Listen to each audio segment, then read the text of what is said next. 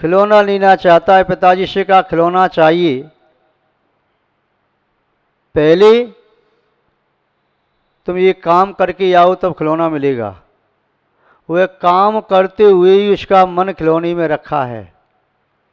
माँ ने कहा पहले दुकान पर पिताजी को भोजन दे के आओ तब लड्डू मिलेंगे। दौड़ के भोजन दे आया, उसे नहीं मालूम रास्ते में क्या क्या पड़ा, कहाँ कूदता फांदता दौड़ता चला गया। उसे तो रास्ते में भी लड्डू दिखाई दे रहे थे गोल गोल। या कहा पहले तू नहा करके आ तब लड्डू मिलेंगे, तो जल्दी से नहा करके आ गया। उसे नहीं मालूम पानी से नहाया किससे नहाया, लोटा लिया बाल्टी से जल्दी से डाला, नहा कर आ गया। कहा दर्शन करके आ तब लड्डू मिलेंगे। मंदिर में गया, घंटा बजाया, भगवान अच्छे से दिखे या नहीं दिखे, उसे तो भगवान में भी लड्डू दिखाई दे रहे थे। क्यों? उसका उपयोग कहाँ पर था? जैसे उस बालक का उपयोग लड्डुओं में था, सब जगह लड्डू दिखाई दे रही हैं, सब क्रिया करता हुआ भी इसका उपयोग लड्डू में है, ऐसे योगी बाहर की क्रिया करता हुआ भी आत्मस्थ है। एक पनिहारिन जल भर के आ रही थी, दूसरी पनिहारिन जल भरने जा रही थी। सावन का महीना, दोनों पनिहारिन आपस में मिली, शादी के बाद बहुत दिनों से मिली। आपस में चर्चा चलने लगी अपने अपने पतियों के संबंध में, पुत्रों के संबंध में, देवर जेठ जेठानी देवरानी के संबंध में, नंद और सास के संबंध में।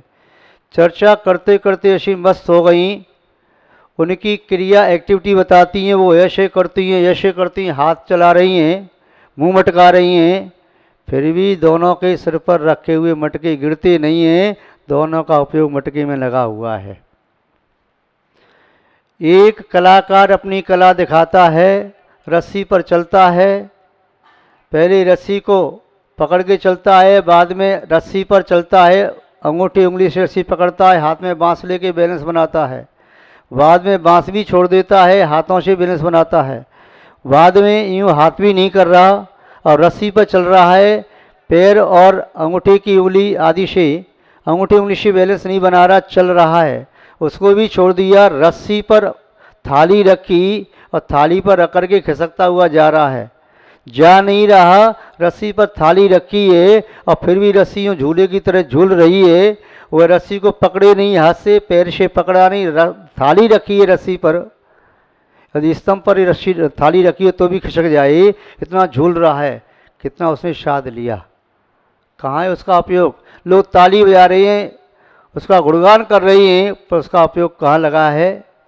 ऐसे ही योगी बाहर की क्रिया करता हुआ दिखाई देता हुआ भी महाराज जी आहार कर रहे हैं, महाराज जी विहार कर रहे हैं, महाराज जी उपदेश दे रहे हैं, महाराज जी प्रतिगुण कर रहे हैं, महाराज जी स्वाध्याय कर रहे हैं, शंका समाधान कर रहे हैं, या और भी किसी व्रत और सम्मति का पालन कर रहे हैं, वैसा करते हुए भी वे आत्मा को देख रहे हैं, ढुकती आत्मा में ढूंक रहे हैं, बाहर से शरीर क्रिया कर रहा है, वचन बोल रहे हैं, किंतु जो उपयोग की धारा है उस ओर है। इस बात को आचार्य महोदय कैसे कहना चाह रहे हैं हम देखते हैं उनके ही शब्दों में। इच्छत्येकांत संवासम, इच्छत्येकांत संवासम निर्जनम जनितादरः, निर्जनम जनितादरः निज कार्यवशात् किंचि, निज कार्यवशात् किंचि दुक्त्वा विस्मरति द्रुतम, दुक्त्वा विस्मरति द्रुतम। आपका और हमारा सबका चित्त जलाशय की तरह से है। उस जलाशय में कोई बालक कंकड़ पत्थर न फेंके तब भी जलाशय शांत नहीं है। क्यों? क्योंकि उस जलाशय को पवन का वेग आंदोलित कर रहा है, निरंतर लहरें उठ रही हैं, किंतु जहाँ पर विकल्प शांत हो गई हों और कोई अचानक कंकड़ उसमें डाल दे तो जल में लहरें उठती हैं, लहरें उठती हैं, गोल गोल वो सर्कल से बनते चले जाते हैं, किंतु ज़्यादा देर तक टिक नहीं पाते, वह किनारे तक पहुँचते पहुँचते शांत हो जाते हैं। ऐसे ही योगी के चित्त में कोई विकल्प आ जाए, कोई क्रिया उससे वद्य रूप शाबद रूप हो गई, कोई वचन शाबद रूप मुख से निकल गई, तब भी वह योगी उसे अपने चित्त से नहीं लगाता, बाहर से बाहर छोड़ देता है, उसे ग्रहण नहीं करता, क्योंकि एकांत में रह करके उस योगी ने अपने चित्त को शांत करने का सम्यक अभ्यास किया है। उसका वही पुरुषार्थ है कि मेरे चित्त में विकल्पों की पवन ये चंचलता पैदा न कर पाए, मेरा चित्त क्षुभित न हो पाए। इसलिए कहा इच्छति एकांत संवासम निर्जनम जनिताधरा, निर्जन एकांत स्थान को ग्रहण करने की इच्छा करता है, उसे एकांत में अच्छा लगता है, एकांत प्रदेश को आदर देता है, एकांत में उसका मन प्रसन्न हो जाता है। कौन? जो योगी पुण्य में सना हुआ है और पुण्य से भी मुक्त होना चाहता है, ऐसा योगी। जो भोगी पाप में सना हुआ है, पुण्य की वांछा नहीं है, ऐसा पापी एकांत में बैठ नहीं सकता। एकांत में डाल दो तो सुसाइड कर लेगा, आत्महत्या कर लेगा। एकांत में डाल दो तो उसके पाप स्वयं उसे दिखाई देंगे, वह पागल हो जाएगा, रोएगा, चिल्लाएगा, दरवाजे पीटेगा, दीवार तोड़ेगा, माथा फोड़ेगा। वह एकांत में नहीं रहेगा, क्योंकि एकांत में जाते ही उसे उसके पाप दिखाई देने लगते हैं। जो भोगी पाप में सना हुआ है, पुण्य की वांछा नहीं है, ऐसे भोगी को एकांत में रखना उसे सजा देना है। वह एकांत नहीं चाहता, उसे कुछ न कुछ चाहिए। व्यक्ति न हो तो उसे अमूर्त या उसे कोई और भावनात्मक व्यक्ति मिल जाए, वह भी न मिले तो अचेतन व्यक्ति रूप मिल जाए, या समूह मिल जाए, या ऐसा यंत्र मिल जाए जिससे वह चर्चा कर सके। मोबाइल लेके खोल के बैठ गया, पेपर पढ़ने बैठ गया, टीवी खोल के देखने बैठ गया, या कई बार व्यक्तियों को देखा है अकेले ही बुदबुदाने लगते हैं। वह क्या समझता है अपने आप को, मैं उसको देख लूँगा। देखा कौन सी बात कर रहा है, कोई बात नहीं है। मैं भी शाम को जाऊँगा, उससे ऐसा कहूँगा और उसने ऐसा कहा था, उसका उत्तर ऐसा दूंगा। तो वह अकेले होते ही बुदबुदा रही हैं। वह ये समझ रहे कि मेरे सामने वे व्यक्ति ऐसे बात कर रही हैं। वह काल्पनिक व्यक्ति खड़ा कर लेता है, अकेले रह नहीं सकता, उसके मुँह से शब्द निकलेंगे। अथवा वह ये सोच करके मेरे सामने कोई अपनी क्रिया करता है, किंतु जो योगी होता है उसे बुदबुदाने की आवश्यकता नहीं। जो योगी होता है उसे कल्पना में दूषावृत्ति बिठाने की आवश्यकता नहीं। जो योगी है वह तो कल्पना में भी भीड़ नहीं चाहता, वह तो सोचता है भीड़ में रहूँगा तो मैं नीड़ में नहीं पहुँचूँगा। अपने स्वकीय नीड़ में पहुँचने के लिए वाह्य भीड़ को छोड़ना जरूरी है। केवल वाह्य जन समूह की भीड़ ही नहीं, विचारों की भीड़ को भी छोड़ करके मुझे अपने नीड़ में जाना होगा। ये शर्त है आत्मा के नीड़ में प्रवेश करने के लिए। ये शर्त है कि विचारों की भीड़ भी वहाँ न चलेगी। आपके साथ एक से दूसरा नहीं जा सकता। आपके पास जो कार्ड है, एक कार्ड पर एक ही व्यक्ति अलाउ है, एक आत्मा अलाउ है, दूसरी नहीं। यहाँ तक कि दूसरे आपके अन्य विकल्प भी नहीं। आत्मा में प्रवेश करोगे तो विकल्प लेकर के भी नहीं जा सकते। कहोगे पहले विकल्प को छोड़ो। जैसे मंदिर में प्रवेश करने पूर्व कहते हैं चमड़े से बनी हुई बेल्ट, पर्स, जूते, चप्पल आदि बाहर उतारो, हाथ धो करके शुद्ध होकर के जाओ। यदि ऊनी वस्त्र हैं तो बाहर उतार के जाओ। सिर खिला हुआ है तो टोपी आदि लगा के जाओ, या सिर पर अपना पल्लू रखो या दुपट्टा ओढ़ के जाओ। तो ये शर्तें हैं। ऐसे ही आत्मा के मंदिर में प्रवेश करने के लिए शर्त है, विकल्पों के जाल को छोड़ो, मन में असद भावना चल रही उसे छोड़ो, अशुभ संकल्प को छोड़ो, पापों को छोड़ो, इंद्रिय के विषयों को छोड़ो, कसाई की उत्तेजना को छोड़ो, संहिता में आ जाओ, अपनी आत्मा को शुद्ध बना लो। जैसे मंदिर में कहते हैं जूठा मुंह है तो कुल्ला करके जाओ, आत्मप्रवेश के लिए कहते हैं कसाई की उत्तेजना आ गई तो थोड़ा ठहर जाओ, समता संतोष के जल से पहले कुल्ला कर लो, धो लो, तब बाद में अपने आत्मा प्रवेश करना। झूठे मुंह तुम्हारा उसमें प्रवेश शक्य नहीं है।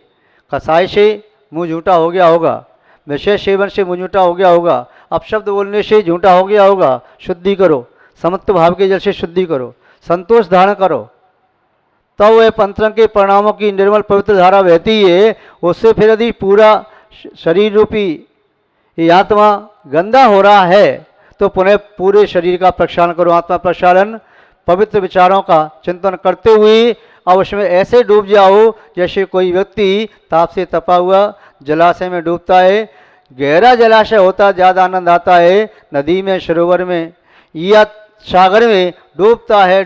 जब डूबता है तब कोई विकल्प नहीं आता। उसी तरह से जब योगी अपनी आत्मा में डूबता है तो उस योगी के मन में भी कोई विकल्प नहीं आता, और जब विकल्प आ रहा है तब तक डूब नहीं पा रहा है।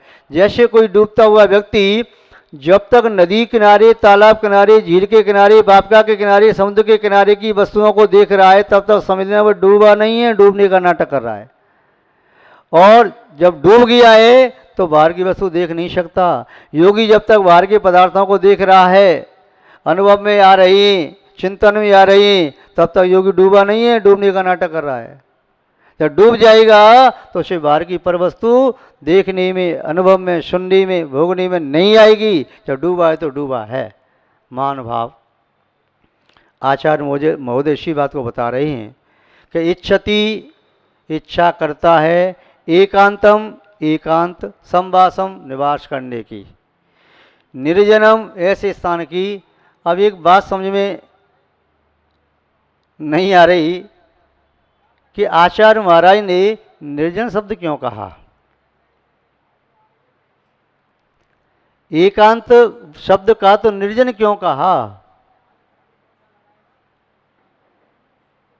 ऐसा हम समझते हैं। उनका भाव क्या था, सबसे ज़्यादा खतरनाक है तो मनुष्य है। मनुष्य के बीच में बैठ करके परिणामों में ज़्यादा खराबी लाता है। मनुष्य के परिणामों को खराब करने में मनुष्य ज़्यादा बड़ा निमित्त है। उसके देख करके परिणाम खराब होते हैं। किसी पशु पक्षी को देख के इतने परिणाम खराब नहीं होंगे, वृक्षों को देख के खराब नहीं होंगे, वो प्राकृतिक रूप है। पहाड़ को देख करके नहीं होंगे, नदी को देख करके नहीं होंगे, किसी अन्य जीव को देख करके नहीं होंगे। ये मनुष्य ज़्यादा खतरनाक है। ये नारकी का रूप लेकर के आ सकता है, नारकी भले ही नहीं आए, ये मनुष्य नारकी का रूप लेकर आ सकता है। ये त्रंच जैसे परिणाम लेकर के त्रंच का रूप लेकर के आ सकता है। चाहे हिंसक वन जानवर नहीं आए, हिंसक वन्य जानवरों को तो अपनी क्षमता से ये अहिंसक बना सकता है, किंतु क्रूर कर्मा मनुष्य को अहिंसक बनाना बड़ा कठिन है। देव उपसर्ग करने आए तो हो सकता है देव भी साधक की साधना देकर के प्रभावित हो जाए, उपसर्ग न करे, किंतु मनुष्य को जल्दी प्रभावित करता है। जाति वाले की चोट सहन नहीं होती। एक लोहे का टुकड़ा, एक सोने का टुकड़ा, दोनों दुकान से उचट करके बाहर आए। मालूम मूक भाषा में चर्चा करने लगी, क्या बात है। सोने का टुकड़ा कहता है, क्या बताऊं, मुझ पर चोट पड़ रही है, ये विजाती मुझे पीट रहा है, लोहे की हथौड़ी से मुझे पीट रहा है, विजाती की चोट कैसे सहन करूं। लोहे का टुकड़ा समझाता है, अरे कोई बात नहीं, पीटने दे, ये नीच मुझे पीटेगा, तुझे क्या दुख है, मैं तो नीच से भी पिट लूँ। लोहे का टुकड़ा कह रहा है, मैं तो नीच से भी पिट लूँ, पत्थर से पीट ले मुझे कोई दुख नहीं, और उच्च से भी पिट लूँ मुझे दुख नहीं। मुझे तो दुख इसी बात का है कि मुझे तो मेरी जाति का भाई पीट रहा है, कुचल रहा है। मेरा दुख तो उससे 100 गुना, 1000 गुना, लाख गुना, अनंत गुना बड़ा है। तो मनुष्य को मनुष्य के पिटने का दुख ज़्यादा है। मनुष्य मुझे नहीं पीटे। उपसर्ग करना है तो पशु उपसर्ग करे, दुनिया कहेगी कि महाराज पर पशु ने उपसर्ग कर दिया, सिंह ने उपसर्ग कर दिया, देव ने उपसर्ग कर दिया, पार्श्वनाथ भगवान पर कुमठ ने उपसर्ग कर दिया, सुकौशल सुकौन मुनि पर उपसर्ग कर दिया, त्रिंचौ ने कर दिया। किंतु मनुष्य यदि कहीं उपसर्ग कर रहा हो, दिन रात उपसर्ग कर रहा हो, तो उपसर्ग देखने में नहीं आते।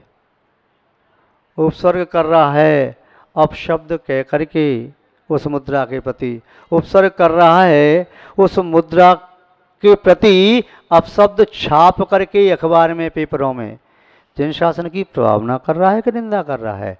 वह जैन कुल में पैदा होकर के जैन शासन का घात तो नहीं कर रहा, जड़ों में नमक और मट्ठा तो नहीं डाल रहा जैन शासन की जड़ें खोखली करने के लिए। तो इससे ज़्यादा खतरा है योगी को। तो योगी वह सोचता है कि मनुष्यों से दूर चला जाऊं, मनुष्य मेरी आकृति का चिंतन करके भी, मेरी पत्थर की मूर्ति बना करके भी कल्याण कर सकता है।